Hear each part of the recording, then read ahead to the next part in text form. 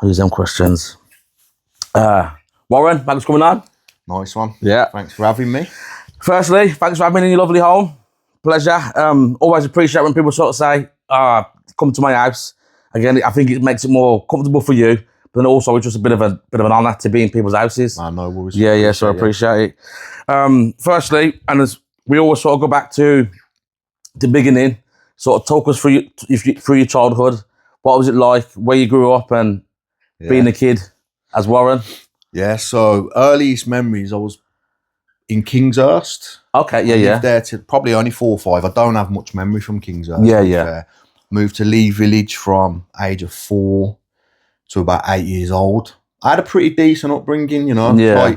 But back in our day, it weren't like this, you know. It's like we were treated like cats, you know. Open the door, get out, come back in. So we were just on the street, you know. But I was just a violent little bastard, to be fair. Oh, really? Yeah. Even from early, like from 7, 8 years old, I was just fighting my way through life. Yeah.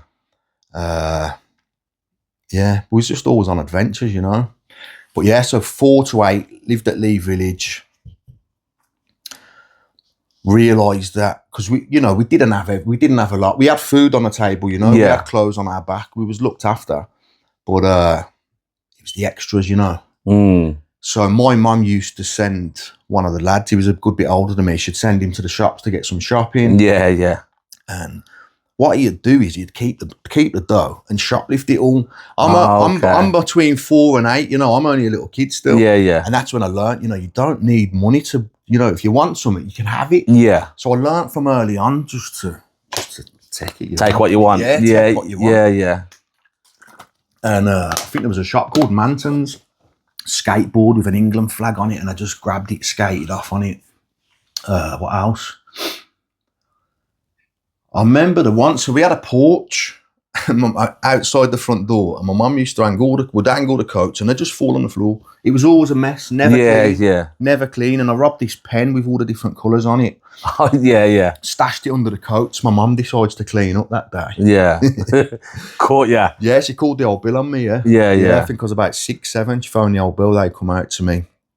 But there was phone boxes as well, so that same lad, like, you learnt me, just bang the phone box. I remember that, yeah. I'm only a kid now, so like, I'm thinking, you know what, I can do one better, and I just went and stuffed some tissue up there, you know. Yeah. Yeah, just, I had little ways, you know, even as a little kid. I don't know how, but that's just how I was. Yeah, so was you with mum and dad, or was it just mum? Mum, dad, brother.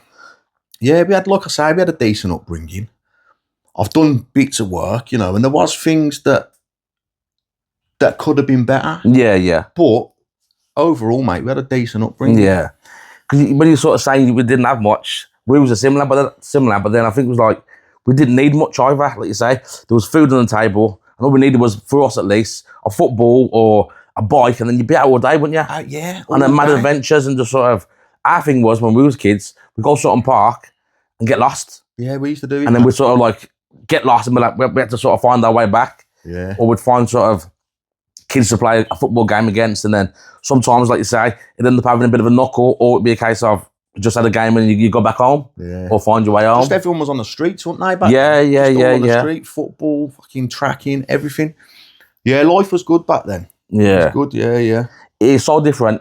Sometimes I'll take I got 3 daughters. I'll take them walking, or we're going shopping, or out and about, and she'll sort of say, "How do you always know people? When we go out, you're saying hello, people come and hugging you and saying whatever it is." And I sort of say, because it's different now, I sort of said, you got your PlayStations, your Xboxes, your phones. I said, we never had any of that. I sort of said, for us, let's sort of say, growing up in Kingside and Nunton, you'd have like certain spots where kids hung out, and then you could just sort of go and sort of knock about with them, or when you and your pals sort of go into the shops to get your drink or whatever it was that you're doing, you sort of see and talk to them and things like that. You had your spot where you meet up. Yeah. And then, but so the kids nowadays, driving around, you never see kids in the parks.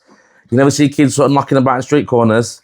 And part of me thinks there's a good side to it, but part of me sort of thinks it should happen a bit more. Yeah, man. I feel like my kids, they don't come out of the room sometimes. Yeah. And I think, like, are they all right in there? And my missus is like, yeah, what's the word? They're still socialising. Yeah, but just but through the devices, you know. Yeah, it's like, yeah. I'm worried, but now they're sound. Yeah, and that's But the thing about it, isn't it? Me and you can become best friends and never meet each other. Yeah, it's mad. You can never leave your bedroom. I can never leave my bedroom. But we can be the best friends in the world. It's nuts. But then, and in my head, I sort of think we can never really be best friends because we've never met each other. Yeah, yeah. There's a feel that you get as well, isn't there? Of course there is. Yeah, yeah. And they don't get to experience that all the time, do they? Yeah, yeah, yeah. It's sad, but yeah, when we were kids, we used to. So you know, like the River Cole.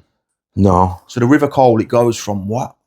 It starts from Coleshill through Lee Village all the way up to Stetchford. It goes for miles. We used to walk. We used to get battered. Yeah. We'd be in there all day, go home soaking, full of mud. Yeah. Get told off. But yeah, that's what we just was out adventures all the time. Yeah. And like Sutton Parks. Our mum didn't know. Like we're just on the bikes. That's it. We don't live anywhere near Sutton Park. Yeah, we're in Lee Village and Sheldon. 8 years old, mate. We're pedaling all the way to Sutton. Yeah, yeah. It's right, isn't it? We used to get on the bus, go to town, shoplifting and that at 8 years old. Yeah, 9 yeah, years yeah. old. It's so true. Yeah, man. And you just kind of found your way. Whereas my youngest daughter, she's 9, letting her out the house, no chance. Yeah, yeah. She said, "Can I go riding around with mates?" Nope. Yeah, it's mad, isn't it? Yeah. So my kids, Reggie and Emily, my 2 middle kids, they're allowed out over here. Yeah, yeah. It's safe over Tamworth. It's better, It's safer over Tamworth.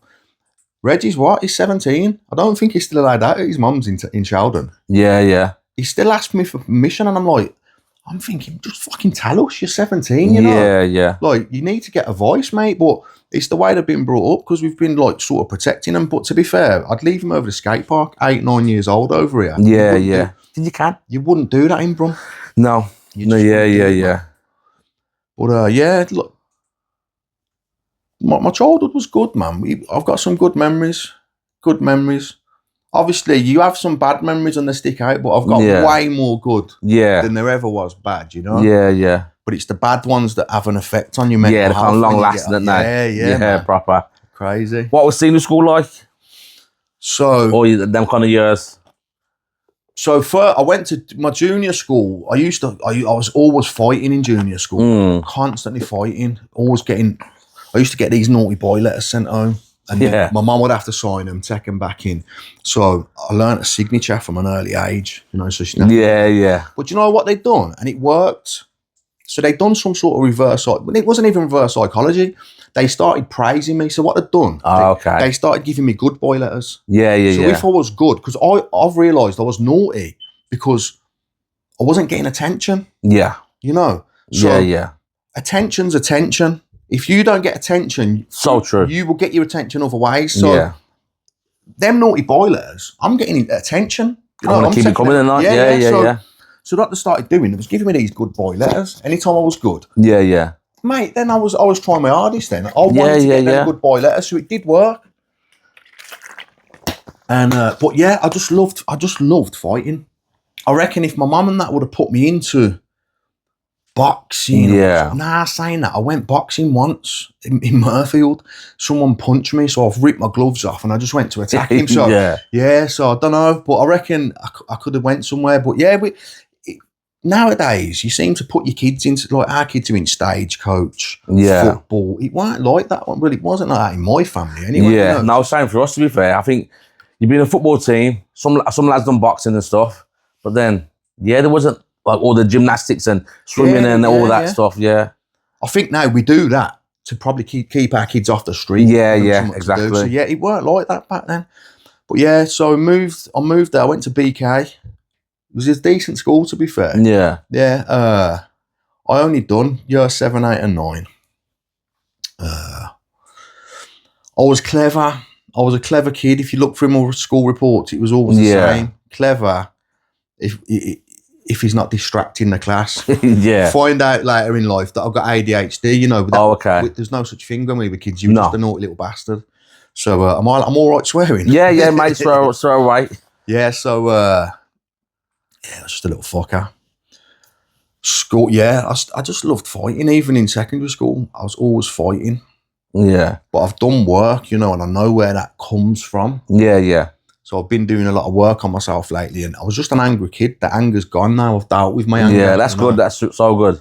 But yeah, so then we had a bit of trouble. Well, my brother had a bit of trouble with some lads from one side of Birmingham. So then my mum and that, we've had to move, yeah. So we've ended up moving to Erdington. Okay. Moved there for a little bit. I weren't getting on over there. I went to Perry Common School. Yeah, that's where I went. Yeah. I'd done half a day there, mate. Yeah. Yeah, fuck that. Yeah, man. Yeah, it's different, isn't it? Do you know what? I was probably one of the only white people in my year. Yeah. And it was racist. It was like, okay. You're a white boy. You're in for it here. Yeah. Mate, I'm one of the hardest in my school. You know, me and my good pal, no one could say anything to us. Yeah. Now I'm on my own, a little white boy in a school, the minority. Yeah. Because it was quite black and Asian, wasn't it? Yeah. It was the Asians that was on it though. They were like, yeah, watch tomorrow, you're gonna get it. And okay. I thought, you know what? I ain't going. And then, so I was probably 14 then. And then, so I was from Sheldon before I moved over to there. My cousin lived in Sheldon. And Sheldon's a very addictive area. When you get involved in it, it's very... Yeah. It was a good area, you know? Yeah. So I've got back in with the Sheldon. Like, we're living in Erdington. My mum and dad would drive me over there. So I didn't never go back to school after that. Yeah. Then. 9 a.m. My mum and dad would drop me to Sheldon.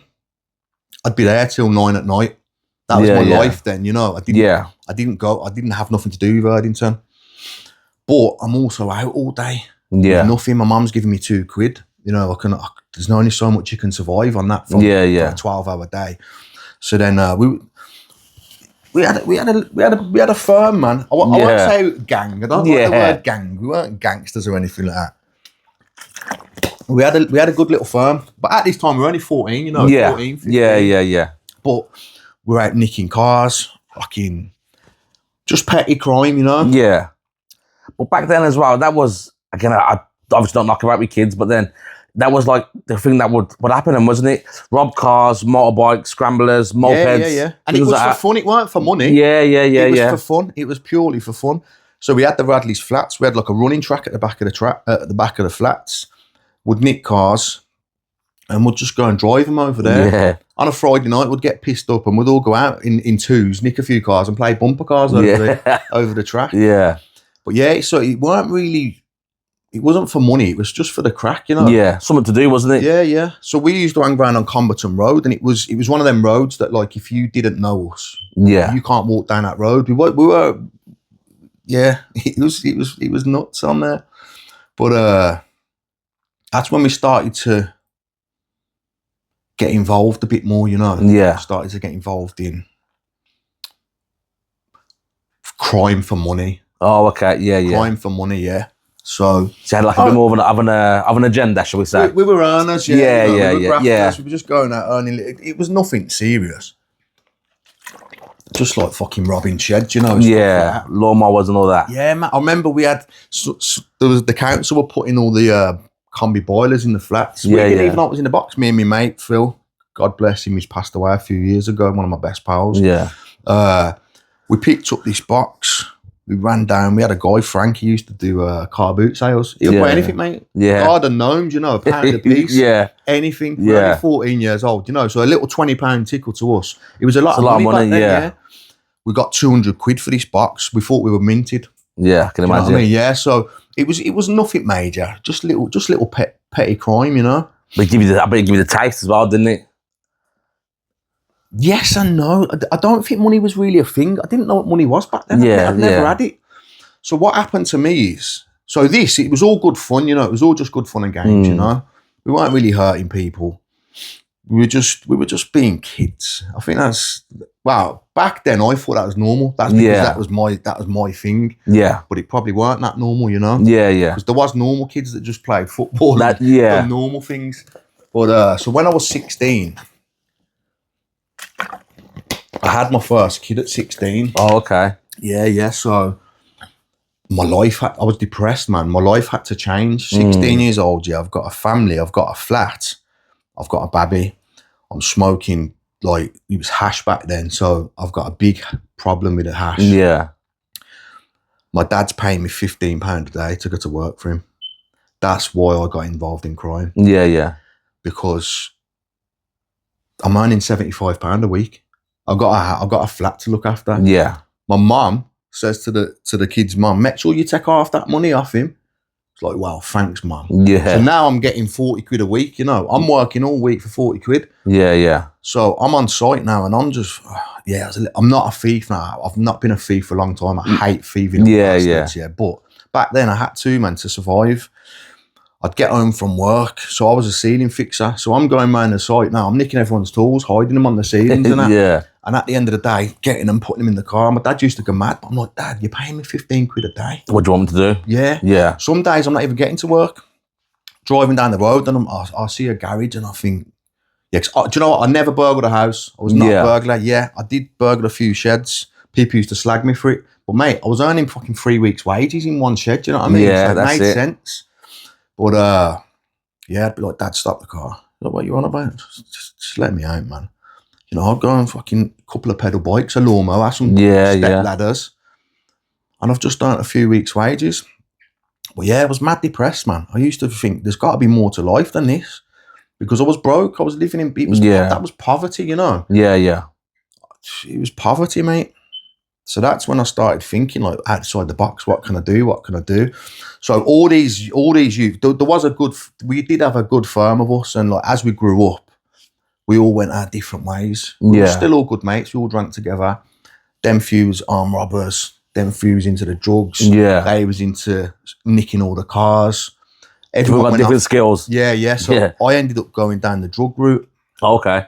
And the reason why is I'm seeing, because I don't know if you've heard of Max Allen. Max Allen. So he was the local policeman. Mm. He was a cunt. Mm. Yeah. When you didn't see him, that's when you get worried. Because you know he's hiding, watching you, Yeah. But so where was I going with that? So I think in Sheldon, they even had all our photos up in the police station. So all the police knew well us. known, they knew our names and everything, first name basis. Yeah. They'd be getting me. I got caught with a few draws when I was about 16, 17, and that give them permission. And they used to bully us, mate. So they'd just pull me outside the shops, make me take my shoes and socks off in front of everyone. Nowadays, you'd have the people with the phones, leave him alone. Yeah, that's right. Yeah. The police can't do their job no more. That's it. I think that's needed. We need the tough policing back. What we used to get. Because what was his name? It used to be run by us again in sort of Kingston Nernton. Oh, what was his name?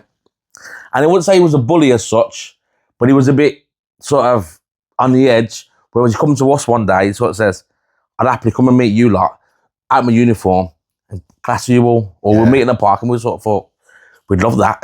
Yeah. But then we used to talk to him sometimes.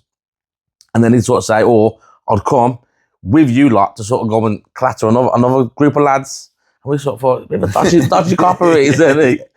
Max Allen was the opposite. Yeah. Yeah, I've seen him in Drayton Manor with his family. He shits himself. Oh, okay. Yeah. He was just a bully with the uniform on. Oh, I see, yeah. Proper bully, yeah. So, that's where I was going. So, I've noticed something. I've noticed that all my mates are in and out of jail constantly. Mm. They didn't arrest them. They leave them. They'll leave them. They'll leave them. And I'm watching this, that they're not ever getting arrested for anything to do. Then what happens is they have them on a big conspiracy. And they're getting sent down for a while. And I'm thinking, so what I'm doing here, it's just, I'm getting away with it for years, and it's going to be one charge at the end of it, So it's going to hit you hard. Yeah, and I just done it. Do you know what it was as well? I was never selling drugs that I wasn't taking. Yeah, Do you know what I mean? I've never sold crack or heroin. When I say this to people, they're like, is that your way of making yourself feel better? Yeah. No, it's the truth. Yeah. When I'm selling you cocaine, I'm sniffing loads of cocaine. When I'm selling you pills, I'm fucking eating them with you. You know what I mean? Yeah. I was just supplying what we was all taking. Yeah. But then you're kind of killing your profit, like using your profit, and Yeah. It was just all fun and games. Yeah. You know? But so that's mostly what I've done. I did work a bit as well. I was doing suspended ceilings and partitions. Same what my dad was paying me the 15 quid. And that's another thing. I was like going to work with him and I'm like, Dad, let me do that little toilet on my own. I wanted to learn to do it on my own. Yeah. And I went on my own, had my own business doing that. Then I had a calf in Sheldon. Okay. Yeah. So that's mainly my upbringing. I was it was fun and games, man. Like I say, we had a good firm of us, and we were safe back then, you know. Yeah, we were safe, and so we were the shoulder lot. We had the lads at the glebe, lads at the village, lads at AG. Some of our firm would know people from every one of them. So even when we were on nights out, it was all, you know, there'd be a few firms all linking together. Yeah. And if any of them had a problem with them, there'd be a meeting in the park. Yeah, they'd have a that's straightener. it. Yeah, there was none of them stabbing each other and shooting each other. It was just meet up, have a straightener. Yeah. You know, and then you'd be having a drink the next day. Yeah, that's it, isn't it? And it was just a better way, wasn't it? Whereas old school morals, innit? It's how it was proper. Back then. Yeah. So whereas then, if I bash you up or you bash me up, we live to fight another day. It's not a case of now you do something to me, I'm dead or seriously hurt, but then now you're looking at a 10-year stretch or something. Yeah, it's nuts it's just, now, innit? It don't make sense to me. Don't make sense. One of my pals got stabbed 2-3 days ago, dead. And he wasn't even a fighter. Yeah, he wasn't part of that stuff. He wasn't a fighter. He was probably into the crime back in the day. Yeah. But he wasn't a fighter. You don't need to stab him. Mm-hmm. And that's the thing. These kids, they don't care, man. They don't care who you are. They'll just put one in you, aren't they? But joy as well, it's quite cowardly, isn't it? Rather than sort of saying, all right, 100%. Get outside now and I'll show you. 100%. It's action now, just quickly get you. And that's the thing. You see with the up and coming criminals, they're lazy. Yeah. It's easier for them. So I was having this conversation yesterday. It's effort to put someone in the boot of your car. Yeah. I've put loads of people in the boot of my car. It's not easy. These youth haven't got it in them to pick someone up and throw them in a fucking car. Yeah. So they've just got to do the easy way. Yeah, you know? That's it, yeah. And it's like all these little... I was into growing. Okay. Yeah, so that was what I'd done for a bit. And I don't do anything now. Fully legal, fully legit. But I was into that for a bit. I did get arrested for it, so I can speak about it. So all these little bastards going round, like robbing them, and it become a bit of a thing, didn't it? They're as good as snitches, because what happens is when that door gets kicked off, that person's then getting arrested. Yeah, I know they're doing something illegal, but you want to moan about people snitching, yet you've just got someone potential. You're highlighting it, yeah. And the thing is, it goes back to that laziness again. Yeah, they're too lazy to just go and grow their own. Rob you, and that I think that's what it's down to. They're just lazy, no manners, no morals, no respect. Yeah, it's so true though. But I had a similar conversation a little while ago, and someone sort of said they've stopped sort of growing their own stuff, and that they'll sort of like stake out certain houses once it's ready, take the door off, and take the crop and whatnot. And I suppose that there is probably a bit of a smartness to it, but like you say, it's lazy, isn't it? It's lazy, yeah. And again, and then that just kind of creates. They want the easy money. Yeah, they want the easy money. Yeah. My job for a while, it might have been illegal, but it was graft, mate. Yeah. It was graft. It wasn't easy. Anyone that ever says to me easy money, it used to offend me. I'm like, wow, you've got no idea. Yeah. I've got these little fuckers to watch out for. Please to watch out for. The hours and hours of graft that you have to put in. It was hard work. And that's the thing. It's like I'm business minded. So now I've took that same energy and putting it into legal things, you know? That's good, yeah. But so when you sort of growing up and you kind of had loads of fights, would that be a case of anything could just spark you off? Or was it a case of you go looking for it, or if ever there was like an injustice or lack of respect, then you sort of say, right, they're getting it? Mate, it was easy with me. People at school would be like, he's just slagged your mum. I'm not even asking a question. I'm just on it. And they knew that, so they'd say it to me. I think what it was as well, so I've been diagnosed ADHD and I'm under diagnosis at the minute for autism. Okay. So I was never fitted it. You know, I always had to wear a mask in school. Yeah. That was my mask. Yeah, I'm with you. My mask was to make myself look big and strong, you know, to get a reputation. That was my way of communicating, you know, and it was like, I was never a bully. Yeah. I was never a bully. You know, if someone was getting bullied at my school, you know, you get the little scruffy kids at school. Yeah. My mum always brought me up to look after them. It's not their fault. So, a few times, like, I've battered people for being nasty to the little scruffy kid. I don't even like saying the little scruffy kids, but... Yeah, but I know what you mean. Yeah, the kids are coming to school with like the more grey t-shirt, grey shirts rather than white ones and whatnot. Yeah, that's it. Yeah, that's the way of putting it. And I'd stick up for them. You know, I'd bash people for them. But there was times, man. It's like yeah, I did do some bullying, you know. Yeah. Because I think I was a bit of a, and I look back, I think I was a bit of an in-betweener at school. Whereas I was a decent footballer, but I was tiny. So whereas I think being a good footballer stopped me getting a bit of grief. But whereas I wasn't known as one of the hardest kids, but I wasn't one of the sort of the scruffy, weaker kids either. So I was like just kind of in the middle of the road. Whereas, again, I could have it if I had to. But then it was like, I got on with the sort of the bigger sort of more popular kids, if you like, or the hard kids. But then also spoke to, like yourself, the sort of not so popular and scruffier kids. And I was a bit, I'd sort of say, for example, Warren, leave him alone is all right, or whatever it is. Yeah. But yeah. So with us, it's like, back in my day, you had like the hardest in the school. Yeah. Do you know what I mean? Yeah. That was my goal, you know. I wanted to be the hardest kid in the school. Yeah. And I was. I would have been for the last 2 years, but there was one lad that was quite hard in the year below me. Yeah. Like, and then what I'd want to do as well, I'd want to fight the hardest in like Audley school. I went to Ripple. Yeah. I want to fight the hardest in Audley. I want to be the hardest in all the schools. Yeah, it was a thing, wasn't it? Yeah. I was just a little nutter that loved fighting. Yeah. But yeah, I just loved. I enjoyed fighting. Yeah. Yeah, I enjoyed it.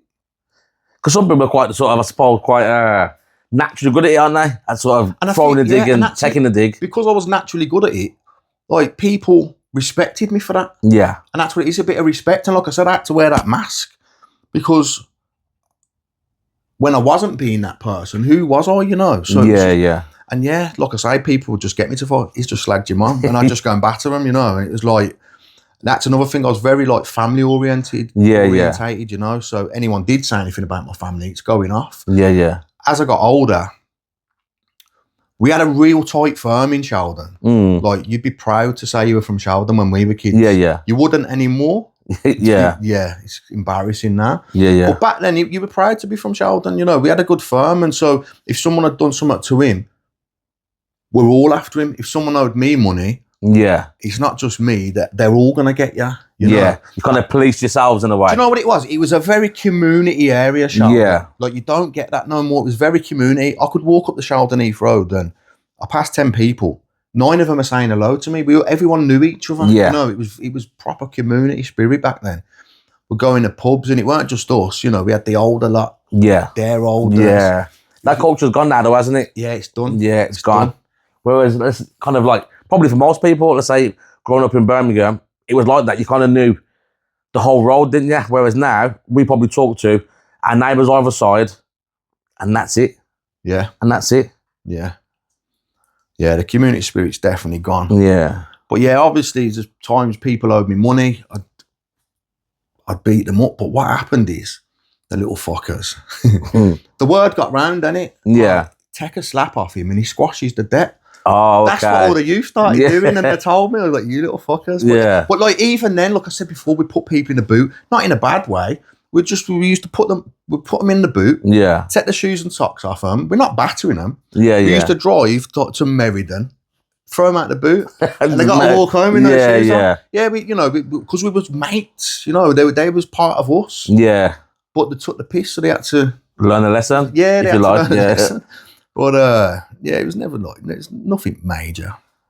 Oh, okay. But so towards the end of it, like, because I did do a bit. I done Class A's years and years and like many years ago. Yeah. But it was a different ball game, man. I remember I was like 35. This was the beginning of the end. Okay. So I'm driving down the road and I've seen a lad. He owed me some money. Seen him going to Chinese, and I said to the missus, "Fucking pull on there." So I've jumped out, smashed him in the Chinese. Driving down the road, the same road, and there's another lad that owes me, and I'm messaging him. I was like, "Listen, I know you're in your cars out here," and he's like, "Yeah," blanking me, and I was like, "Mate, listen, I'm gonna set your car on fire if you don't come out." Mm-hmm. His windows opened that much, and there was one of them fluffy Russian hats on the seat. Oh, okay. I set his car on fire. Now, that's when I thought, like, what the fuck have you just... Do you know, after I've drove off, I'm like, wow, what have you just done? And that was the beginning of the end. I was like, you're 35 years old and you're beating people up. You said, these are my friends. They're meant to be my friends, you know, and I just battered him. So from then, it was like, that's when I started to to get out. Yeah. Do you think some of that, though, thinking about it in terms of, let's say, in like a psychological way, is because you are the sort of, you grew up being one of the hardest kids in the school or the hardest kid in the school, and you got you're firm and shoulder, and you mess with us, you're going to find out. It was a case of then, sort of, I can't let that down. It's a case of now, I'm big bad Warren. You fuck around, you find out. That's what it is. You and know, it's kind of like, yeah. So, anyone goes. And that's the thing, yeah. You see, in life, it takes one crazy moment to build a reputation. Yeah. It takes a lifetime to try and get rid of that reputation. That's it. It's so true. It just one crazy thing, you know. I was always just known for running around with machetes. Yeah. But unlike the kids of today, we didn't use them, you know. Yeah. We just look scary, run after, and you're gone. Yeah. We don't have to use it. I've been gaining distance on people when I've got one, and I'm thinking you best slow down a bit now because you're going to catch them. Yeah. Do you know what I mean? It was just if you catch them, it's something. Yeah, you got to do something. You're just scaring them, you know, and you get a reputation from putting fear into them. You don't have to really do much. Yeah. But again, it's not like that now, is it? When you got turn your phone on, and down the road there'll be two people fighting machetes, and I think, fucking hell, what you doing? It's mad, yeah. It's just mad. Punch each other. Like, I remember, so there was a lad in Chelmsley Wood. He got stabbed. It must have been about 15 years ago. He got stabbed to death. All the communities have come together. It was like, wow, someone's been stabbed to death. It was a big thing. Yeah. Someone's been stabbed. Now, if you hear that someone's just been stabbed, you're like, oh, another one. Oh, yeah. Yeah, it's just normal. Yeah. Our kids are becoming desensitized to it. It's just normal everyday life that people now get stabbed to death. Yeah. There's this thing actually, because I work with kids and obviously got my own kids, and then there's something called, I think it's called red and blue or something, whereas there's like red schools and blue schools. Yeah. And then there's points. So let's sort of say you're at school, you're at a certain school, you're at the school you went to, I'm at Perry Common or College High, and then if I beat you up, I get 2 points. But then say if you stab me, you get 5 points. And if you get it on camera, you get so many points. Yeah. It's madness. Whereas, like you're saying, when we was at school, it was a case of me and you get together and have a scrap, but it'd be like my school against your school, so many lads and so many lads. And then you just meet at the local park and just have it. Whereas now, kids are going to die from just it's crazy, stupidness. It's crazy. It's nuts. And I think that the internet don't help, man. You've got all these dickheads like promoting it all, you know? Yeah. Well, apparently, because again, one of the kids I work with, I didn't know about this until about, 2-3 weeks ago. And he sort of said it was a grown man that started it. Yeah. Yeah. Kind of setting the schools against each other and then making these points. And if you stab someone, you get so many points. And I just think it's fucking bananas. It's mad. But sometimes what I think as well is, so when we were younger, when we were 14, 15, all our elders in Sheldon, they were nicking cars. Yeah. We wanted to be one better than them. Yeah. Do you know, we wanted to one up them. Yeah. So then what we've done, I'd say our age group, we were the first that started earning dough, you know? Mm. And I think now, are we partly to blame for these kids? Do they want to be one up on us? Yeah, I suppose, yeah. You know, it's like we were running around with machetes, kicking your door off, but we weren't fucking stabbing you, you know? Yeah. That's a fair point, that, isn't it? Are they wanting to one up on us? Yeah. I don't know. It's a fair point. It does play on my mind sometimes. Yeah. I do wonder. It's true you think about it, because then let's sort of say, take it back to our day, you might sort of think, yeah, I'm going to batter Dowd, or you battered me. Whereas the next generation might sort of think, I'm not going to batter him, I'm going to kill him. Yeah. Yeah, I don't know. Who knows? But again, I think it's quite soft and weak, to be honest. Do you know what it is? There's no police. Yeah. There's no police. When we were kids, you walk down the road, you're passing 10 police cars. Yeah. And probably 5 police walking. Yeah. They were patrolling constantly. But do you know what pisses me off as well? Like, I was always against the police. I was on the opposite side to the police, you know. I was a criminal, they were the police. But what pisses me off, and I think it would help massively, is these people recording, get off him, get off. It could be a nonce. You don't know what he's done, yet you're shouting, get off him. You know, get off him. You're manhandling him. Like, they need to have some sort of power. Yeah, so true. They've got no power no more. Yeah. They've got no power. The police don't have power anymore. And I think what it is as well, I feel like the police are just letting everyone do what they want. Yeah. I think they're taking a back seat and relying on the cameras after. Yeah. But that's too late. Prevention's better than cure, you know. Absolutely. You need to get back in there and prevent. You need to start. Like I said, I used to get stopped on a daily basis, mate. Take your shoes and socks off in the street. Yeah. Do you know what I mean? That's the need to stop and search, man, because it is getting nuts. It's true, because we've done that regular. I bet you they'd find loads of stuff on kids. Of course. Loads of stuff. Of course they would. But again, back in the day, adults could give you a bollocking and tell you off, put that down, or stop fucking around there, or go elsewhere. And sometimes you'd listen. Whereas now, adults, they don't want to get involved with that because you don't know what's going to happen. So with me as well. So when I said before we had to move over to Erdington, yeah. So the lads that was after my brother, we had a bit of beef with. They were from the next manor. One of the manors I've already said that we were friends with. Eventually. Yeah. They weren't my friends back then, so I'm a bit worried. So I used to buy a coat, with lining, and I always carried a machete around with me through fear. Yeah, it was fear. I used to walk around, so I'd have a cap to there, I'd have a scarf to there, my hood up, and that's how I walk around. You'd only ever see my eyes, you know. Yeah. And I think that's why I think that's another reason I had to build a reputation, because I've got this firm that want to get me because I'm a brother. So I've had to build a reputation for that. But eventually I got on with a few of them, you know. Yeah. But so I remember dealing with someone, and they had a big knife in the bag, and then they sort of said, "Dad, no, I'm never going to use it." I sort of said, if you get into a situation, you're probably going to use it, because I sort of said, if we're scrapping, and then I start getting the better of you, for example, you're going to think, I'm not having this. What you're going to use, whatever's available, go into your bag, and it becomes a different story. So last time I went to jail, it was for kicking someone's door in with a machete. Yeah. And obviously they stole my fucking daughter's motorbike out my shed, and I found over here, I sold it to one of my pals in Brum, not realising I was from Brum. So I've ended up going to jail for that. And that's exactly what my probation officer said.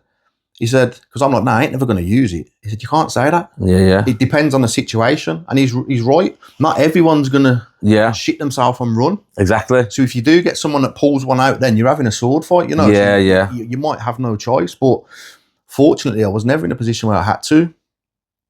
That's good. Because that's it. Let's say like yourself, generally you probably end up winning nine fights out of the 10. So you probably never need to put it out. There'll be lots of people out there. You probably can't scrap and sort of think, this is the first thing I've got. They're going to have to do it. Yeah. Like now, if it was now, I would not leave the house without a knife if I was a kid now. Yeah. And it's a shame, isn't it? It's bad. It's bad. Like, I'd like to give them, and I think it should be legal. I think CS gas or pepper spray should be allowed for our kids to protect themselves. Yeah. You know, spray them, get off before you get stabbed. Because the reality is, you're going to get stabbed if you get into a fight these days. Yeah. I had a conversation with my kids, actually. I've got a 16-year-old and a 15-year-old. And I said to them, one of my biggest regrets as a parent is not getting them into like a martial art class. Yeah. So at least, again, one for fitness, discipline and socialising and whatnot, but at least if they ever become in a situation, they can handle themselves or do something and then just get off. Yeah. And that's it. Whether it's, I don't know, give a kid a bloody head kick and then do one, or know how to throw a proper punch. It's one of them though as well. My pal was on about get his kids are into boxing, and like the other thing is then he's harder than all the other kids, so they're going to have to use a knife on him. Yeah. It's a hard one. You're better off these days just staying in the house, man. Not doing anything. Well, when I was about, how old was we? I can't remember. Probably late teens or mid-teens. We used to do Thai boxing. Me and one of my good pals, Ganj. Done it for a couple of years. But then when you feel like you kind of got skills and you're a bit trained, you kind of find, I don't need to get involved in that. Do you know what I mean? Unless you're doing naughty stuff. But whereas when someone gives it the big and you kind of think, all right, go away. Because I know I'll just kick your head off. I'm not going to sort of prove that, or I'm not that insecure to sort of think, I've got to bash him now. Do you know what I mean? But yeah, it's just, I suppose, and everyone's different, aren't they? Yeah. Everyone's different. And that's the thing with us is because we had a reputation. You got to uphold it as well. You got to uphold it, but then what happens is, you end up, you haven't had a fight for that long because people don't want to hit you back. Yeah. So then you're like, can I even fight? And that's another thing with me. If I hadn't had a fight for a while, I'd just go and pick one. Yeah. We used to go up Masons on a Sunday, pound a pint back in the day. Yeah. Me and my cousin, and we're just every weekend, mate, fighting, brawling on the streets. Yeah. I think it was just what people done back then, wasn't it? It kind of was, yeah. Like for us. A few beers and a fight on a Friday night. Beggars Bush was by us, and we should sort of say, yeah, go there, have a scrap. I was never a massive fighter. I could fight enough, But then, yeah, I wasn't mad for fighting. But then, again, in the bush, people just getting tied up and then having a scrap. Yeah. Yeah. And then the next day, they'd speak. Yeah. You all right, man? You all right the next day? It's like, well, you're mad. Yeah. End off. But, that's it. And then sometimes it was kind of left there, wasn't it? Yeah. It's not like, we were going to have a scrap outside the pub and then get you shot or bloody stabbed. Madness. Yeah, it's nuts now. At least for us. I'm glad I'm not a youth in today's age. Yeah. My middle daughter, she's 15, and she sort of said, she says to me, I wish I grew up with, sort of your era. Yeah. I sort of said it was so much better. We done well. Yeah, so much better. Well. We got to experience life before the internet, fucking where we were cameras and all that. Yeah. That's it. Otherwise we'd all be fucked, wouldn't we? Yeah. Cameras back then. But who was your role model growing up? If you had one? I don't know. Probably my brother. Yeah. As a little kid, yeah. Yeah. So he's older than you? Yeah, I looked up to my brother as a kid, Yeah. When I was like young. Yeah. If anyone older was after me, I'd go and get my brother, Yeah. But my dad's always been a good man in my life, Yeah. He wasn't really my role model until I started doing this work, and then it's like, wow, I want to be like my dad. Yeah. Because I've got like 5 kids. I've got two that are like 28, 26. My daughter's in labour right now, actually. Oh, wow. Yeah. 28, 26. And then I've got 17 and 16. And then we've got an 11-year-old. So my first 2 kids, they were brought up in the crime. Yeah. I was 16. I didn't know no better, Yeah. I fucked them up, mate, but I didn't know what, everyone on the manor used to say to me, oh, you're the best dad, you're such a good dad. Because I was spoiling them, because I was buying them everything, because I was taking them on holidays twice a year. Yeah. Now I've realised that weren't a good dad. My kid's first lesson in life was what to say and what not to say to the police. Yeah. That was their first lesson, so they were brought up in pubs with us, us getting smashed, putting that shit up our nose, drinking. They're involved in all that. I think I even fucking probably give my son his first stuff to sell. Yeah. And that haunts me now, that I've done that to my son.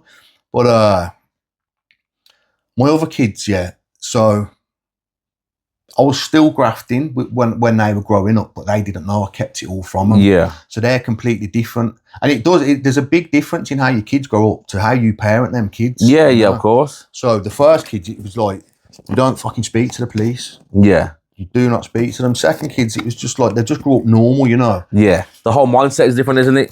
For them. 100%. But obviously, I've turned my life around now, and I had a comment, and it killed me what my son... So my son still lives in my old area with his mum. Well, half the week he lives here with me. Half the week he's with his mum.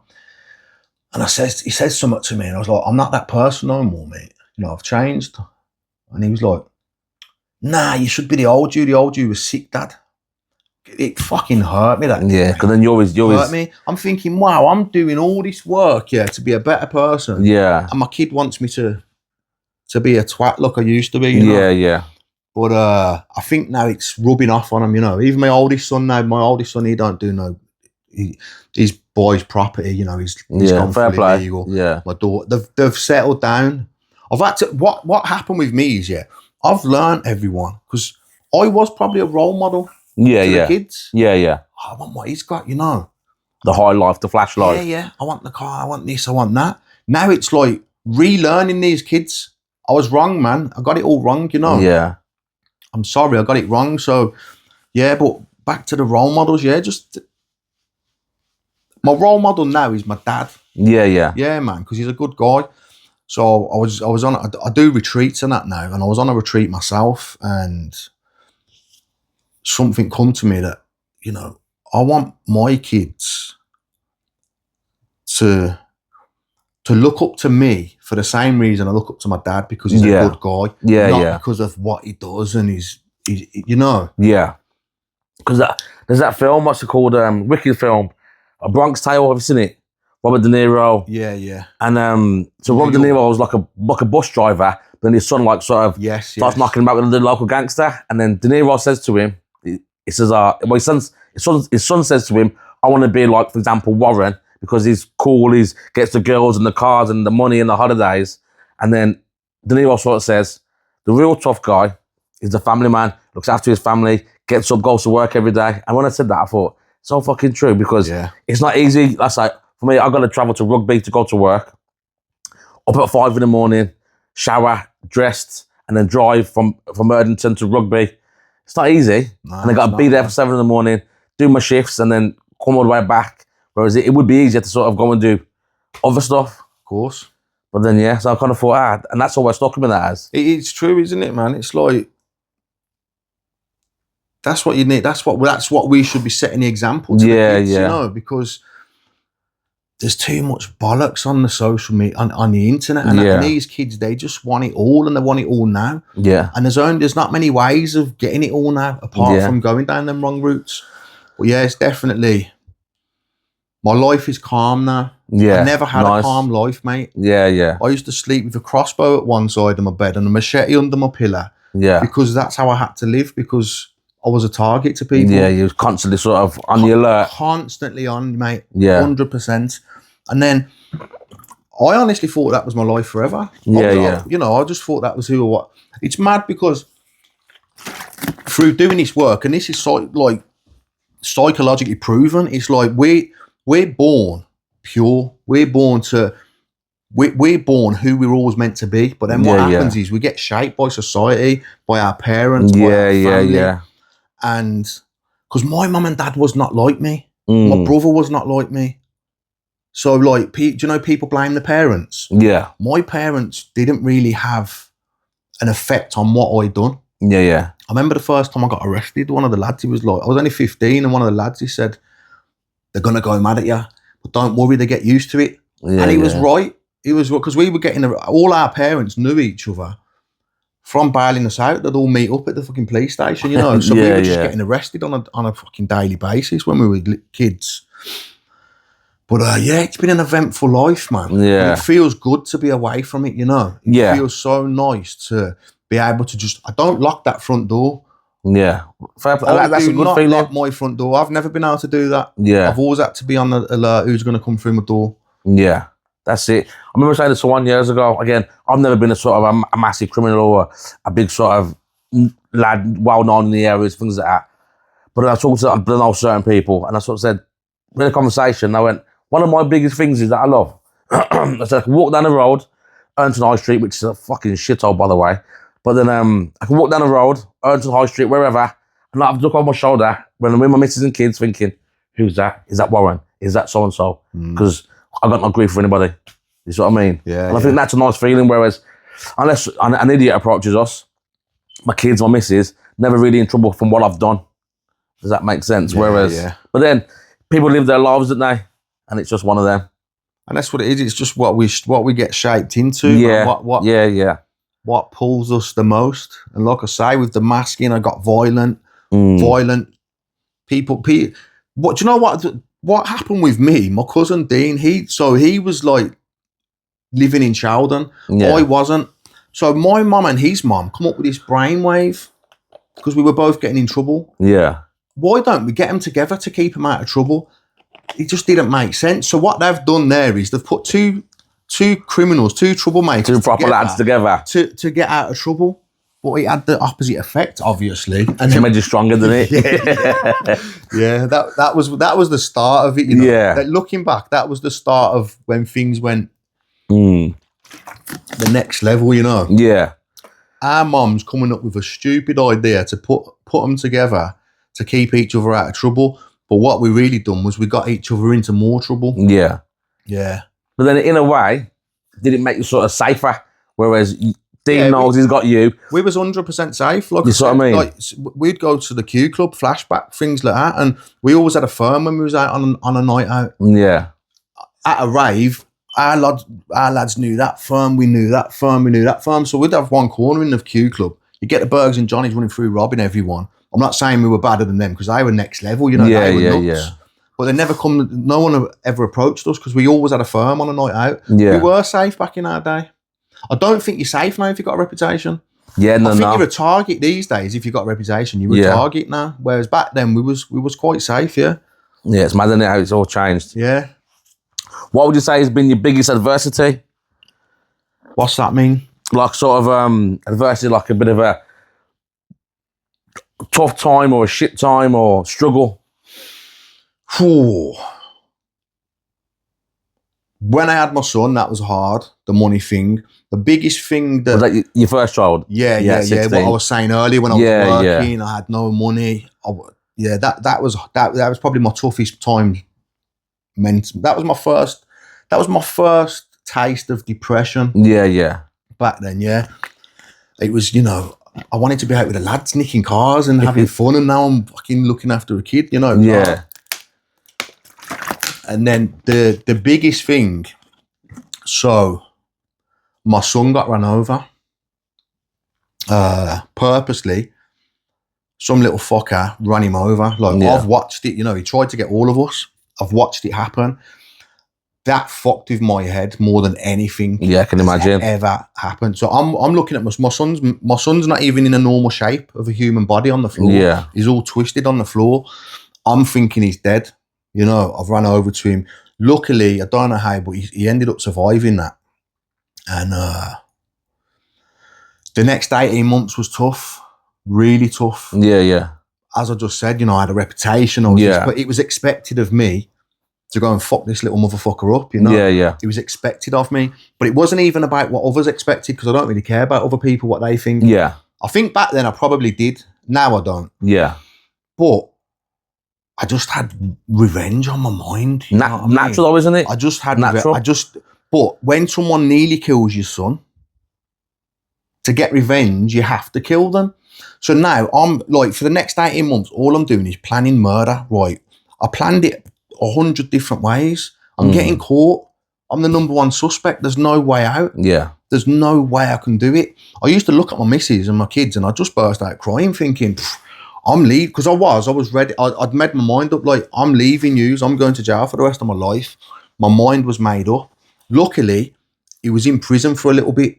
Yeah. If he didn't go to prison for that time that he went to prison, I 1,000,000% I would have killed him. I'd have been in jail now.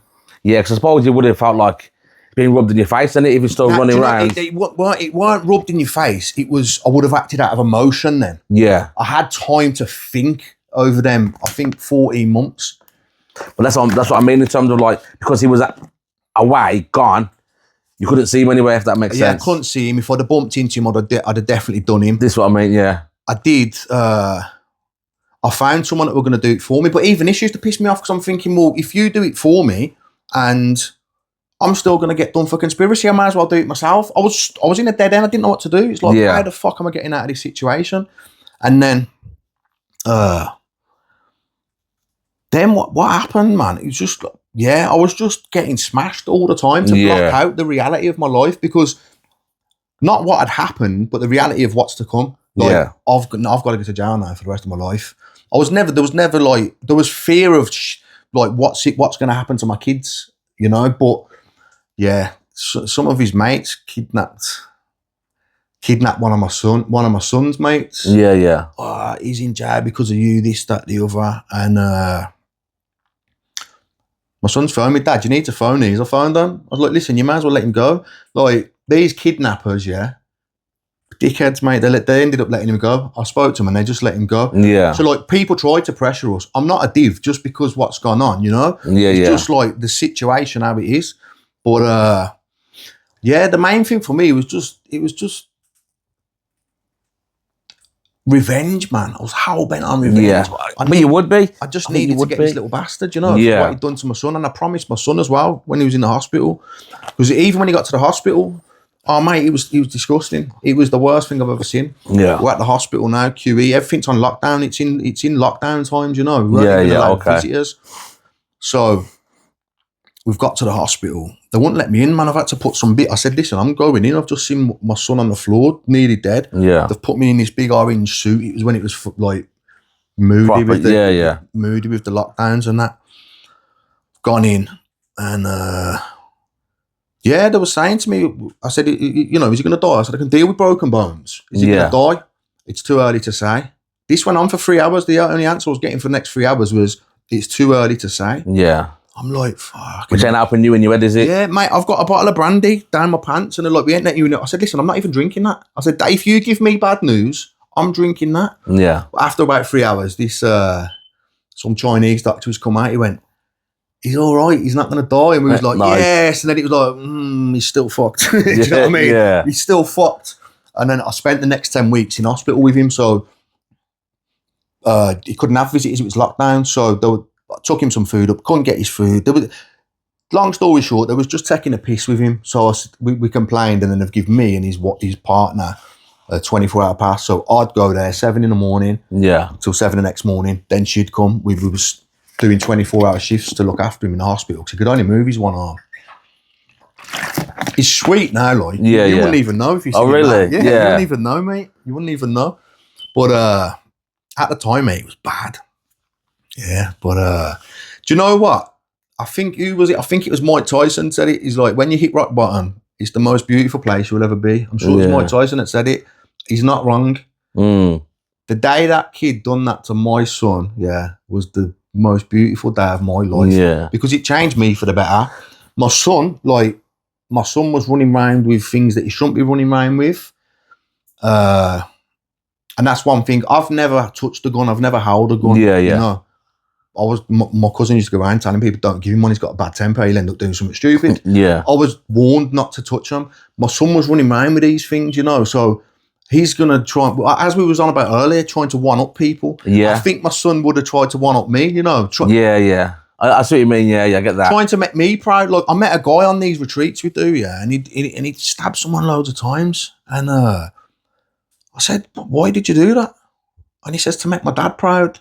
Mate, that fucking, I felt that. Yeah, I was like, do you know what? Deep. I said, that's what my son probably does, man. He's doing all this madness to make me proud. And I was like, do you know what? I said, do you know the day I'll be proud? When my son pulls up in his car, in his suit. Yeah. And do you know what happened after I started doing this work? My son pulled up on my drive. He's phoned me, Dad, you want to come and look at this house I'm going to buy? He was on my drive in the suit. Exactly that wish what I asked for. He was there. So, you know, it's changed my son's life. Yeah. My daughter, she was just nuts, out of control. Like, yeah, she was worse than my son. Yeah. Because I suppose the sort of side that night, you become what your environment. If it's chaos, they're going to be chaos. That's exactly what it is. Like, I've brought my kids up in that life. Yeah. So that's what happened then. Then I started to blame myself. I'm like, shit. All that happened was my fault. If I didn't bring my kids into that life, why is my daughter going with a little lunatic that wants to run people over? Yeah. Because her dad was a lunatic that run people over. Because I used to, and that's another thing. Yeah. So I believe I was meant to be on this new path I'm on. Yeah. But I also believe that whoever's up there, spirit, whatever you call it, they had to give me my karma first. Yeah, I would know that about it. It was like I got all my karma within a year. Just like everything I'd ever done come back on me. I was like, fucking hell. And then it's like, right, I hit the bottom, man, and I had to get back up. So then I found these, I'd done some counselling, mate, but the counselling was just, it didn't even touch the sides. Yeah. And then, so one day I'm driving, man, because I'm still in the stage where I'm going to kill this kid. So I'm driving and I just looked up and I said, if anyone's up there, get me out of this mess what I'm in, man. Yeah. Like, get me out of this mess. Next thing, I'm in these fields doing some weird shit, mate, in Devon. Yeah. Proper weird stuff, mate. And I knew I couldn't leave. One of the lads that come when I went, he left. I could have quite easily left. Yeah. But I can't leave. And I think we had this chat earlier. It's like people say, you're not worried about in case you ever go back to your old life? And I'm like, nah, because I've got a life sentence waiting for me. Yeah. The day I go back to my old life, I've got a life sentence waiting for me. Yeah. I can't go back to that old life. And that's a good thing, man, because I'm like, my two oldest kids, they grew up around madness. My youngest kids, they've never seen me drunk and off my face. And they'll probably see me once or twice, you know, at a party or Christmas, but they've not seen the same version of me that my oldest kids seen, you know? Yeah. And it's like, I did, man. Mate, I do a lot of work around childhood trauma and that, you know? Yeah. Wow. The childhood trauma that I've put on my two oldest kids is unreal. Yeah, everyone in the area used to say how much of a good dad I was. Yeah. But I was, that with the tools I had at that time. I've done the best I could do at that time, you know? So yeah, when that happened, I then find this work. So I've gone there for myself to sort my own head out. I had PTSD and all that carry on. And when I got better myself, I then started helping out down there. Yeah. Like helping out do the retreats. And then, I'm now in college. I go to college. I'm in my I'm just at the end of my second year of my counselling. Wait, are you doing to become a counsellor? To become a counsellor. Nice. So what it was, I didn't want to become a counsellor. So what it is, I'm not, the retreats I was working on, I now run my own retreats. Yeah, yeah. I've got one coming up this weekend. I run my own retreats. I do breath work. I do a lot of stuff to help people with the mental health. Yeah. And so what it is, I just wanted to get. I seen a lot of danger with people being allowed to facilitate these events. that are still broken. Oh, okay. Where if I look back to when I was allowed to facilitate these events, I was not ready to do it. I'm glad that you did push me forward to do it. Yeah. But I wasn't ready to do it. I seen the danger of just people that are broken, still fully addicted to whatever, and they're helping these people. They shouldn't be doing it. So I thought, right, if I'm going to be doing this work, I want to be doing it. I want to be the best at it. Yeah. And you want to be sort of fixed yourself, not fixed, but... I don't want to be the best as in the best in everyone. I want to be the best I can be at doing that. I get that. So I went to Spain, done some breathwork training. I'm a qualified breathwork therapist. And I went to college. The college was just more to build trust, because if I'm doing these retreats, a lot of people believe in the government, the system and all that carry on. Yeah. The stuff we do, mate, a lot of people will class it as weird, you know. People don't know what it is. Whereas if I'm a certified counsellor, it'll give people that bit more trust. Yeah, you know? it's another string to your bow, isn't it? Exactly that, mate. But the more I've got into it, I do think I might be a counsellor. I'd like to be a counsellor. I'd like to get to the kids. Do you know when they're at that impressionable age, 14, 15? Yeah. I want to get to them before they start fucking joining these gangs and stabbing each other. I think that's one of my end goals, to get to the kids. Yeah. I did try and get to the kids.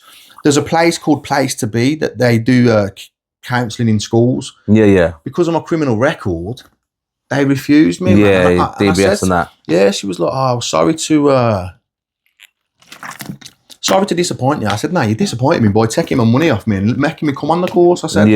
I said, like, what I've got, you can't learn, people. I've got lived experience. I've been to prison through knife crime. On what the kids need. Yes, not massively. Yeah, not some old lady that's never been involved in that. Grew up in the bloody sunny farms and whatnot. That's no good. Exactly that, mate. No good.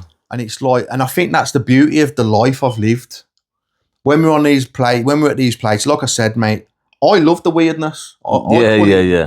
Weirdly wonderful. You know, it is.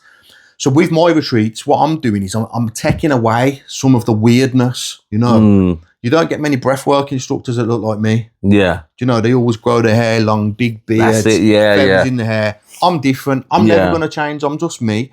But I've found something that helps people, and I want to bring it to the people. You know? It's like, it works. I've seen it work on myself, and I've seen it work on so many others. So I think now my life is just to help others. Nice. And I feel like my old life, I thought I was helping others. Yeah. But I was helping them in the wrong way. Yeah, that's what you mean. Do you know what I mean? I wasn't, so I never ever, I didn't used to do things from a bad place, you know. If I seen someone struggling, it's like, I think I can help you. Yes, I'm helping myself at the same time, but I was also helping people. That was my mindset back then, you know. Now I'm really helping people, you know, people that are struggling in life. I've got some tools that can help you, you know. Yeah. Because it's helped me, and if I can turn my life around, mate, fucking anyone can. That's it. And that's good to hear. I think it sort of shouldn't go sort of unnoted, kind of the strength and the credit you kind of deserve for turning your life around. But then going back to like your sort of retreats and your breathwork stuff and your counselling, actually, you sitting there in a Burger House t-shirt and tracky bottoms, people sort of like from inner city Birmingham, people we sort of grow up with or grow up around, they might see you sort of think, actually, I can talk to him. Yes. Rather than me sort of think, if I see a hippie kind of looking geezer, he don't get me. Do you know what I mean? And mate, and that's what that is what I'm going to do. I'm going to bring this work, and a lot of them say it, but then they change. They get too involved in it, man. I've got nothing against them. I will go and sit in a field, with all these people with the dreadlock. I'll sit with them. I'll do what they do. I don't mind it. I've got past that stage, but I'm going to bring it back as me, as a normal guy. Yeah, you the put it same into work they do. I'm going to bring the same work they do, but without all the soft fucking airy fairy shit. That's It's not needed. Yeah. It's not needed. The work will still work without that airy fairy nonsense. Yeah. And do you know what? I feel bad saying nonsense because it's not nonsense. Because it works for some people, doesn't it? That's what they are. Yeah. I have softened, but at the same time, if I want to get people from my old area and people that want change, that are involved in the crime and the drugs and that, then they need someone that's on a level. Yeah. Do you know what I mean? They need someone on a level you can relate to. Exactly that. Yeah. And you've probably seen you've seen my videos from. That's how you reached out to me, and it's like I put a video up the other day, like on a mad one, and it's like I will let people see who I am, and you know what? They still want to come to my, because I'm worried about that last video I put up because I was a bit angry. It was about the lad I know that got stabbed. I was a little bit angry, and I thought, should I be putting that up? But yeah, because it's not anger. It's not anger. It's passion about. Yeah. And it shows you're human. Yeah, definitely. So yeah, I think at the minute it's a slow burner. No one knows what it is. What even is that stuff? I know because, and that's the thing. I've been that person that had to step into that uncomfortable place. I had to walk into a field where I didn't know anyone. Yeah. And they're all burning sage and doing banging drums, and I'm thinking, what the fuck is this? I've told lads about this back in Shaldon. They'll take the piss. Mate, we used to do sweat lodges and that, Sweat lodges are what the Red Indians do, like the Native Americans. Now, I'll sit in there, they're singing Indian song, banging drums, and all that used to be going through my head is, if my mates could see me now, that'd slag the life out of me. But I knew I had to stay. Yeah, I knew I had part to of your stay. journey. Yeah. Part of the journey. I had to stay there.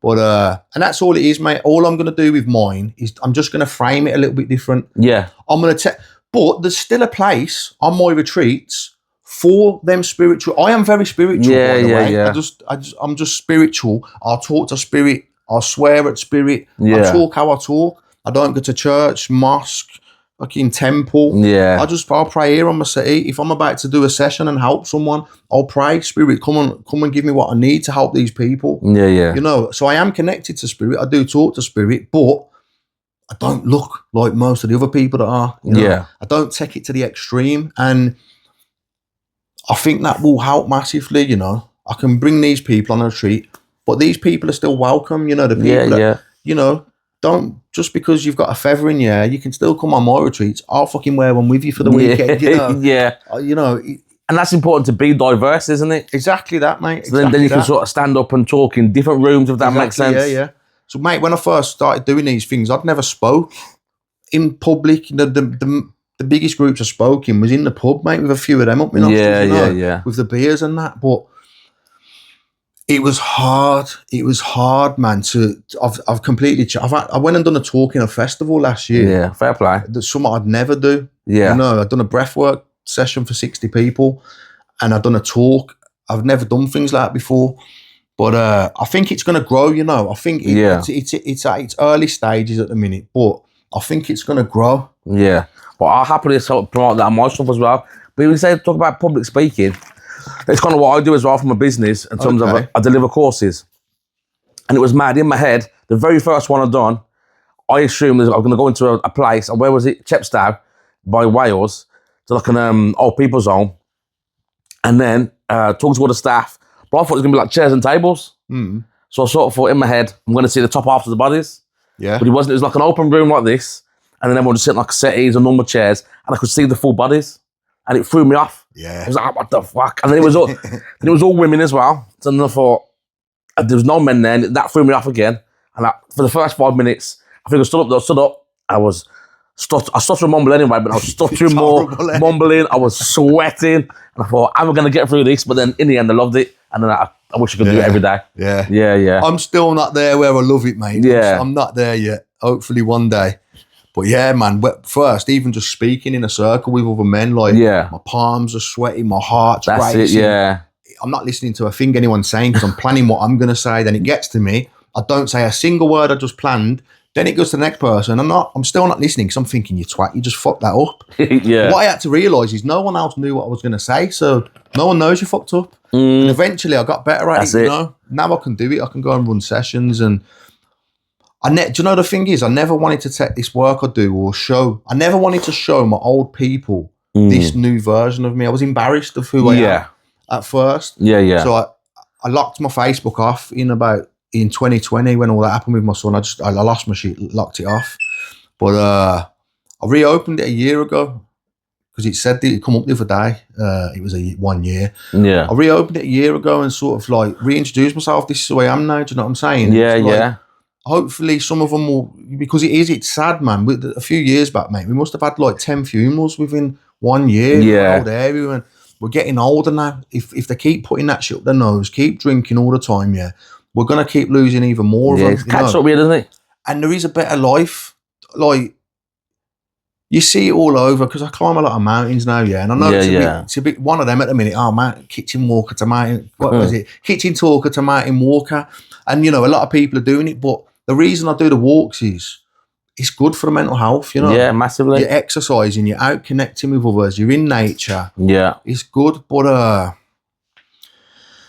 I'd like to start getting some of my old people to out walking instead of being in the pubs. Yeah. You know, when I'm walking on a mountain on a Sunday, just thinking what I used to be going through. Yeah. Hell on a Sunday morning. Yeah. Suicidal, right, thinking, oh, what have I done? Yeah. You know, but life's better than, you know, I used to.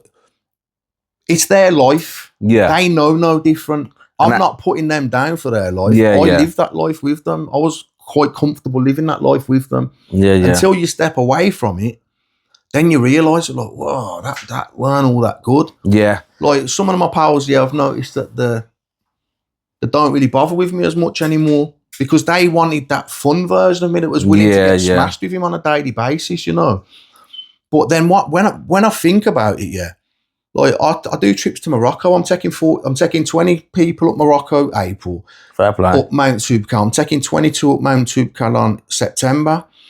I'm always in different areas of the country, mate. I could go to Ireland. I've got people there. I've got people that would accommodate me all up and down this country now. Yeah. Yeah, I'm the weirdo. You're the weirdo. You're sitting in the same pub, week in, week out, with the same little group of people. Yeah. The world's so small. My circle has grown. Exactly. Do you know what I mean? I've got people all over. I've got people in different countries where I could go and gladly be looked after, you know? Yeah. In a different style of way, not looked after with a line and a fucking... Yeah. A different style of being looked after. Yeah, so true. 'Cause I think that's what key to what you're saying in terms of... Mate, listen, can we pause this for 1 minute? Because I'm going to piss myself. Yeah. Crack up. I've been sitting there for ages waiting for a gap. Yeah, no worries. I'm going to piss myself. Are you gonna get this back now? Do you remember where we was at? Oh yeah, I'll sort it. So that's what we were saying, wasn't it? In terms of some people you can't save, and some people just want to live in their small little worlds, don't they? Yeah, I think sometimes it's kind of showing people there's more to the world than just our little area and the pub and, like you say, whacking stuff up your nose and drinking all the time. We're actually walking a mountain. It's fucking so good for you. It kind of gives you something or even a similar buzz. Just different. Yeah, it's a buzz, man. Yeah, it's definitely a buzz. I don't get that same buzz now because I've done them all loads of times. Yeah. But when I take someone new up there, I buzz for them, you know. That's it, yeah. Yeah, man. But I suppose you kind of buzz off their energy. Yeah, you do, man. Yeah. You can see there again. And do you know what it is as well? You're going through a challenge together. Yeah. Morocco, mate, it's hard work. You know, it's 2 days, you go up to the refuge, you sleep in something that looks like a Thai prison cell. Yeah.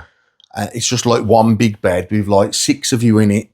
And then the next day, mate, it's hard graft. You've got to get up there to the peak, which is over 4,000 meters. So you're going through a challenge together. That's it. How long does that take? So you do, I don't know. So you do it over 2 days. Oh, okay. Probably 4, 5, 6 hours to get to the refuge. Yeah, Sleep there the night. Then you probably 4 or 5 hours up and down, and then you got to get back down to the village. Oh, okay, I'm with you. It's a mission, it is. Yeah. And that's another thing, mate. It's like some people might, you know, judge me, but I don't mind being judged. I'm happy to be judged. Yeah. I'm happy for it. But I've run a marathon in Greenland. Mate, I'd never run in my life. I ran a marathon in Greenland a few years back.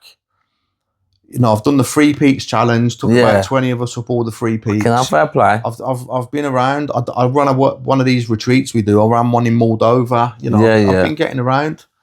I'm gonna say yes. Where you say you've been? Greenland, Moldova, Morocco.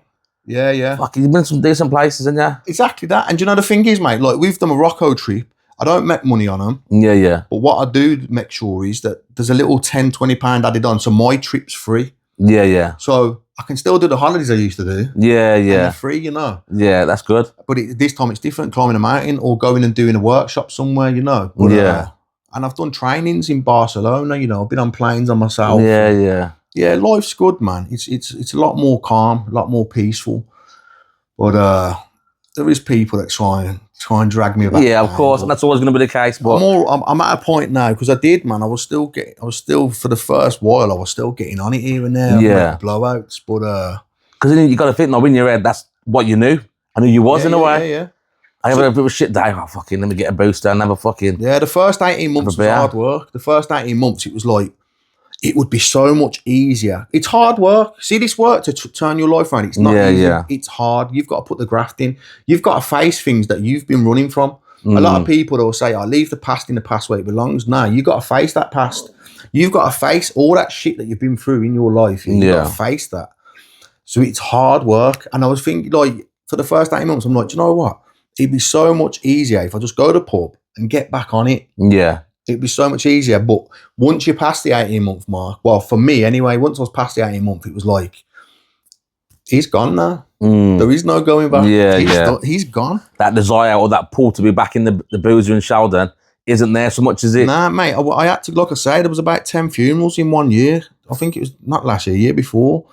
And I was constantly have to be there. Yeah. I still love them all to bits, you know. They're all my good pals from when I was a kid. But I love them to bits, but they're just different paths, isn't it? Different energy now. Yeah, you know? I can't be sat in them places, man. I just can't do it no more. What would you say life has taught you? Because then you lived a bit of a life now, haven't you? What's life taught me? Yeah. Just be kind, man. Be good to people. Nice. It's good. So true. I love that.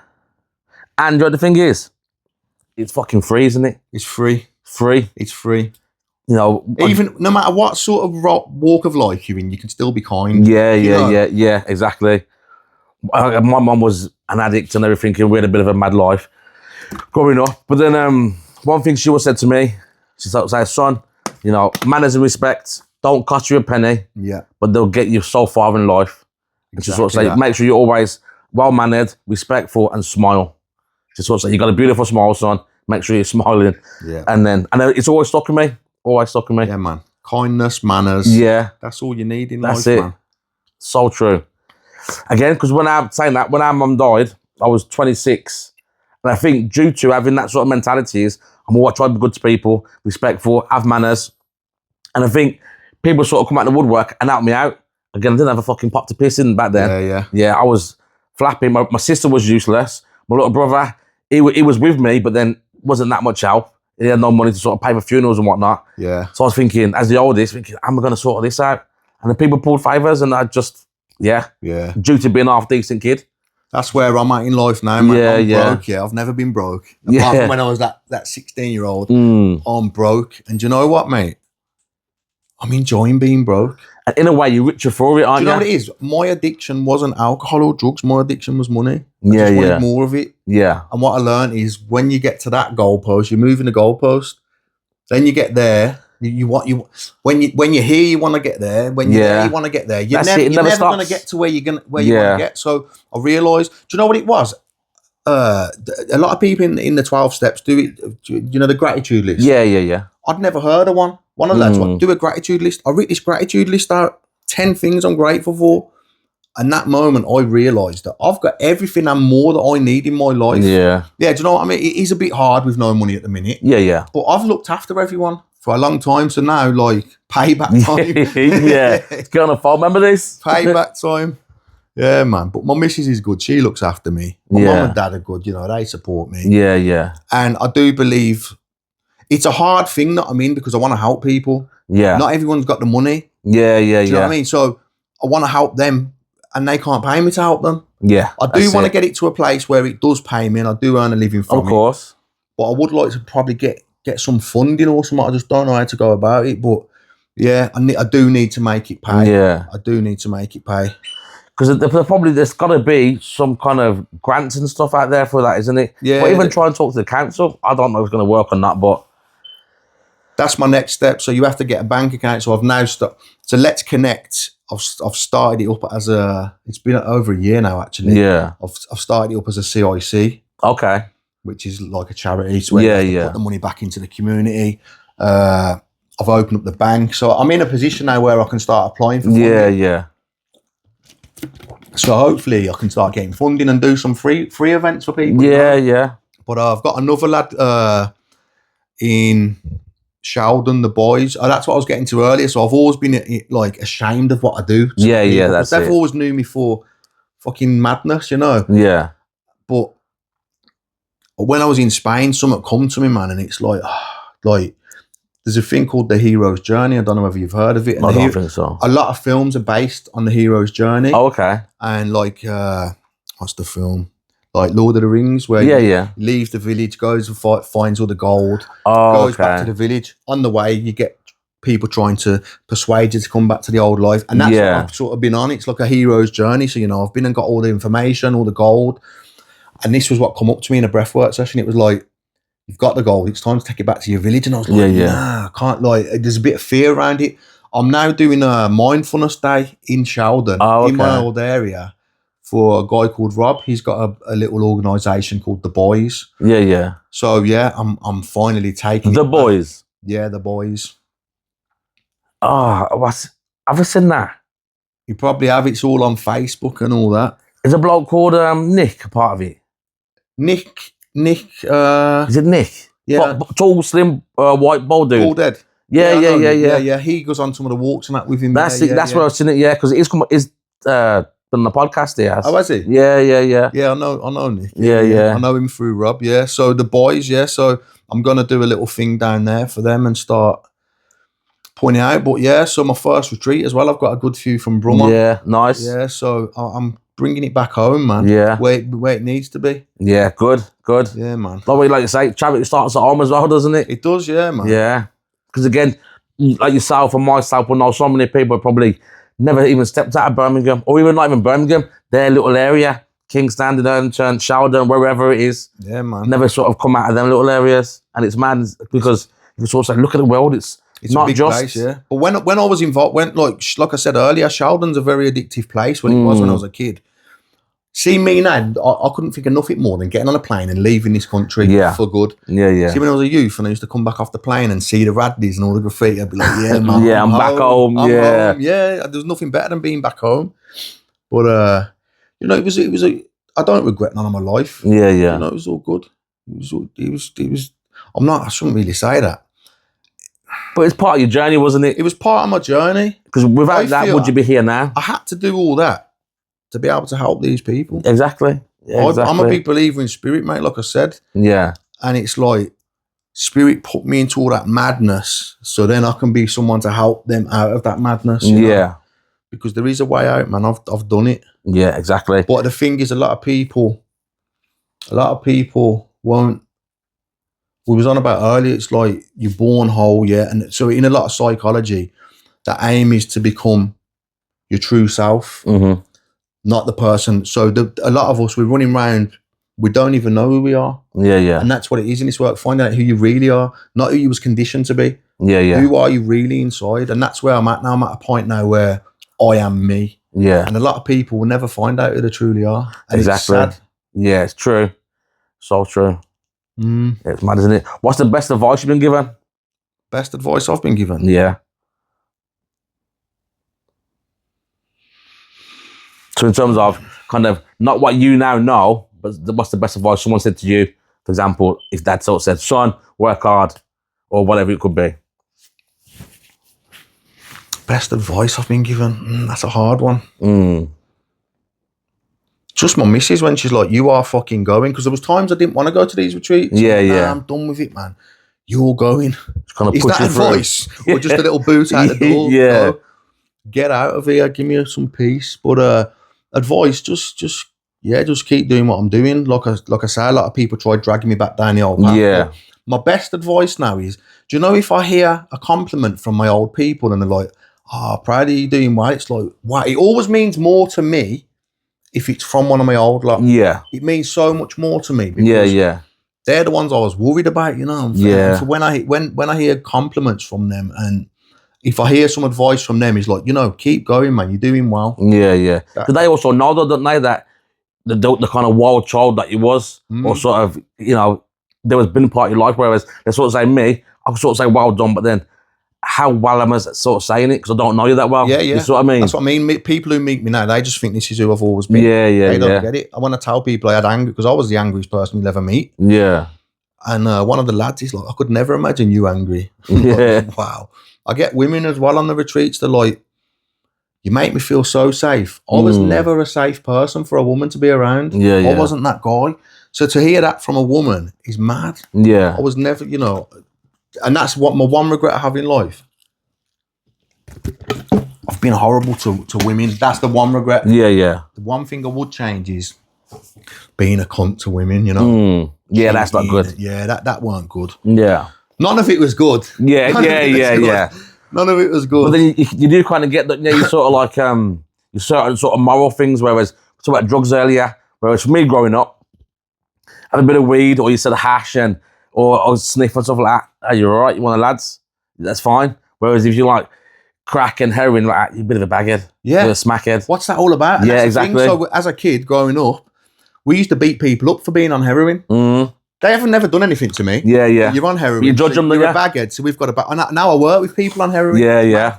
And and it was like some drug. So the thing with the cocaine is, we used to watch all Scarface and all these gangster movies. Yeah. So to sniff cocaine, you were a gangster. Yeah. It was like, who can sniff the most cocaine? It is kind of glamorized, isn't it? It was, 100%. Yeah. And then like the party drugs, they were just party drugs. You had them because we was partying. Yeah, you know? yeah.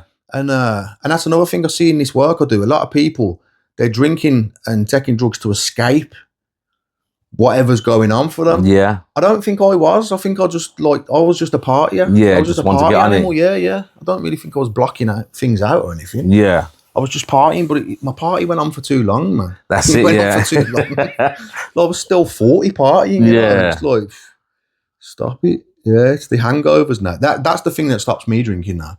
Yeah. The thought of a hangover. I don't ever want to feel a hangover again in my life. Yeah, they're awful, aren't they? Absolutely awful. Horrible.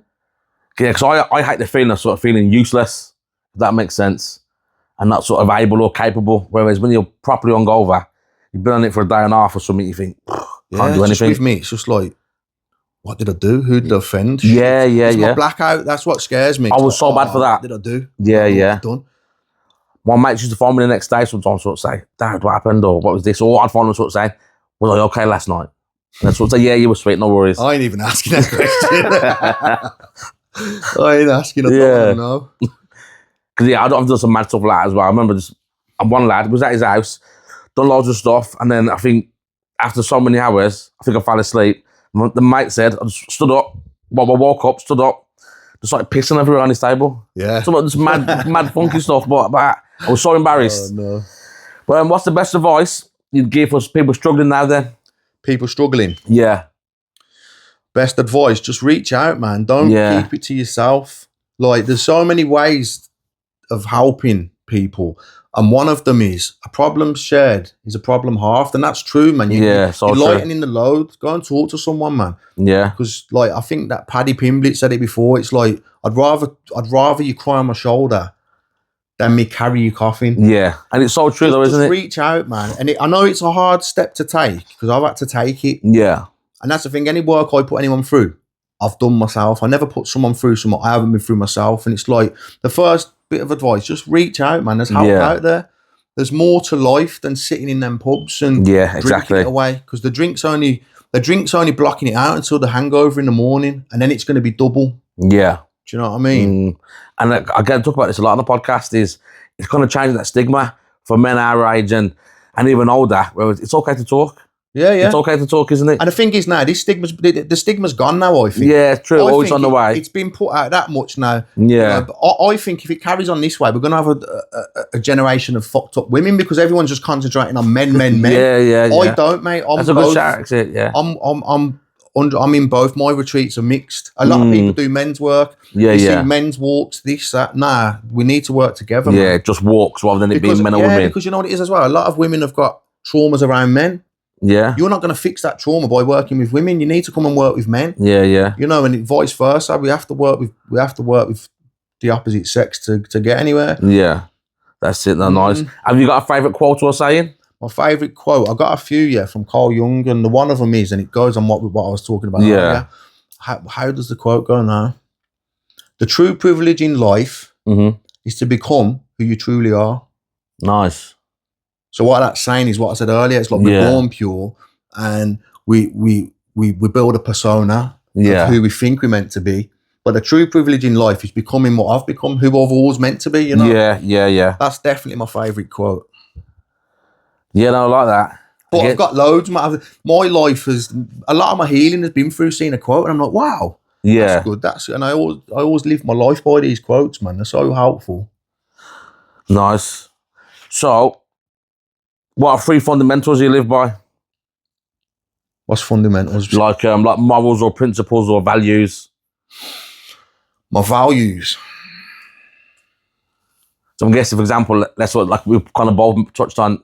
So for like manners and respect is a big thing. Like do what you say what you do. Do you know what I mean? Don't chat shit. You know, integrity, mate. I live my life with integrity now. You know. Yeah. So integrity is a big one. Manners, and you know what? Respect your elders, man. You see these youths that are coming through. Respect your elders, man. I think that's one of the biggest ones because my mum and dad brought me up with manners and respect. You know? Yeah, exactly. So yeah, manners and respect. Nice. So I got to do this thing, whereas I ask every guest a question for the next guest. Yeah. If that makes sense. And the question for the last guest was... I'm sure there was one more question before that. Was there? Yeah, it was something about advice to the children. What, advice to kids? Go on, go on.